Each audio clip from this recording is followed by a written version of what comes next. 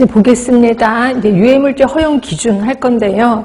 얘도 한때는 단골이었다가 요즘은 좀 안 나오기 시작하는데 얘가 계속 안 나올 애는 아니거든요. 그래서 좀 알아두시면 되는데 일단 우리는 이제 유해물질 허용, 그러니까 그 산업은 이제 대상이 둘이라고 보시면 돼. 하나는 이제 근로자고 하나는 이제 환경입니다. 이제 환경에 대해서 이제 관리를 하는데 그 환경에 대한 관리가 이제 유해물질 허용 기준 쪽으로 가시면 좋아.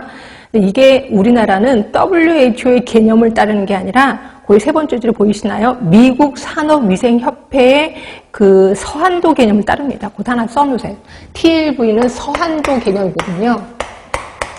그 서한도라는 게 뭐냐면 예를 들어서 우리 이제 그 작업장에 수은도 있어요. 수은을 만지는 곳이에요. 근데 수은만 딸랑 있는 게 아니라 먼지도 좀 많고 그다음에 고온이란 말이에요.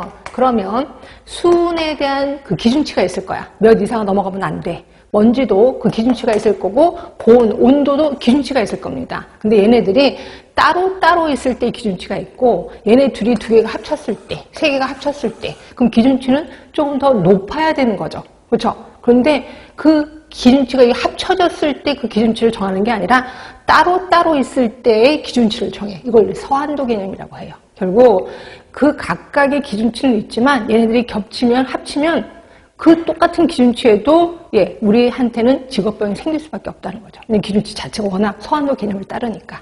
그게 이제 미국인데 그 미국의 개념을 그대로 따르고 있다는 거죠. 그래서 거기 TLV에는 크게 세 개가 있어요. TLV, TWA, 그 다음에 STEL, 그 다음에 C, 요 세 개가 있는데 요 세 개에 대해서 각각 좀 공부를 하시는 게 좋아. TWA가 있고 TLV, TWA, STEL, C가 있어요. TWA는 하루 근무 시간이 8시간이야. 하루 근무 시간이 8시간이라면 여기에 8시간 근무하는 동안 노출돼도 괜찮아. 노출돼도 괜찮아. 요거 TWA야. 8시간 근무한다는 조건 하에 노출돼도 괜찮아. 라는 기준치거든요. 그러면 그거 하나 물어보고 싶어서요. 8시간 근무해. 몇 시간 쉬어야 되죠? 몇 시간 쉰 다음에 또 8시간 노출될까요? 8시간 근무해. 또 몇 시간 노출된 다음에 또 8시간 노출돼. 몇 시간 쉴까요? 몇 시간? 몇 시간? 몰라? 몰라? 어떤 분은 1시간 쉰다고 그러더라고요.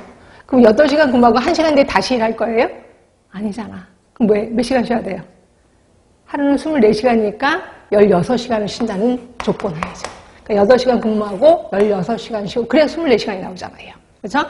그래서 16시간 쉰다는 조건 하에는 노출돼도 괜찮아. 이게 TWA입니다. 그런데 비해서 STEL은 뭐냐면 STEL은 얘는 1시간 이상 노출되면 안 되는 거예요. 1시간 이상 노출되면 안 돼. 1시간이 아니라 죄송해요. 15분. 거기 보이시죠? 15분 이상 노출돼서는 안 돼. 근데 왜 1시간이 나오는지 좀 이따 얘기해 드릴게요. 15분 이상 노출돼서는 안 돼. 라는 거예요. 그럼 15분 노출하고 몇 시간 쉴까요? 1시간 쉽니다. 1시간. 그리고 15분 노출되고 그럼 계속 1시간 쉬고 15분 노출돼도 되나요? 아니요. 하루에 4번까지만 허용을 합니다. 4회까지만 허용. 네, 기억해 두시면 되고 그 다음에 C는 이 농도 이상 절대로 노출돼서는 안 돼. 예를 들어서 납이야. 그럼 납이 50 이상 노출되면 안 돼. 그러면 납 50C 이렇게 나옵니다. 그럼 납은 50 이상 노출돼서는 안 돼라고 얘기하는 거죠. 하여튼 이겁니다. 그래서 TLV는 3개밖에 안 되니까 좀 보시면 되고 자 볼게요. TWA입니다. 하루 8시간 일주일이라면 40시간의 정상 노동시간 중에 평균 농도에는 노출돼도 괜찮아 하는 거고 거기다 쓰셔야 돼. 16시간은 쉬어야 된다. 반드시. 자, 그런데 그래서 단시간 노출 기준은 자, 이거는 유해성이 큰 물질에 적용하는 거고 15분 이상 노출돼서는 안 돼. 여기다 또 쓰셔야 되겠지. 15분 노출하고 4시간 쉬고 15분 노출하고 4시간 쉬고 그리고 이것도 4회까지만 허용이 된다. 하루에 4회까지. 그 다음에 최고 허용 농도 C입니다. 잠시라도 이 농도 이상 노출 시 건강장애를 초래하는 유해 요인을 얘기한다. 라고 되어 있는 거고요. 이걸 TLV라고 합니다. 자, 그다음에 체크 포인트 한 번도 시험 문제 나오진 않았지만 이거 좀 나올까 합니다. BLV라고. 자, 제가 이제 주변 환경이 수은으로 가득 찼단 말이에요. 그럼 얘가 내 몸에 들어오잖아요. 내 몸에 들어와서 이게 농축이 축척이 되잖아. 그럼 내 몸에 얼마나 축적이 됐는데 이걸 보는 거를 BLV, 생물학적 노출 지수라고 하는 거고요. 이거는 뭐 여러 가지 보기를 합니다. 거기 가로 2번에 보시면 소변, 뭐 호기, 혈행, 뭐 머리카락, 손톱, 발톱 등등등 뭐 타입 이런 거 있는데 저는 4개만 좀 구분을 할까 합니다. 4개가 뭐냐면 소변, 요거랑 혈액을 좀 구분할 거예요. 자, 그 다음에 모발하고 호기를 좀 구분할까 합니다.